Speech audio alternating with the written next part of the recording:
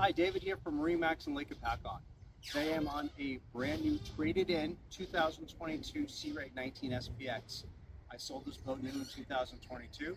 MarineMax Lake Hopatcong has done all the maintenance on it. It was just traded in for a brand new larger boat. Customer is meticulous with it. The 2022 19 SPX has an anchor locker in the front. We have our dune interior. So I come through, we have a lockable glove box right here, storage underneath. On the port side, we have a nice bench that folds to a front seat. Our captain's chair that slides front, back, rotates. Fusion sound system with our analog gauges up here. We have a built-in cooler underneath here. Sea deck through the back of the boat. Infinity flooring under my feet. We have a 200 horsepower V6 powered by Cruiser.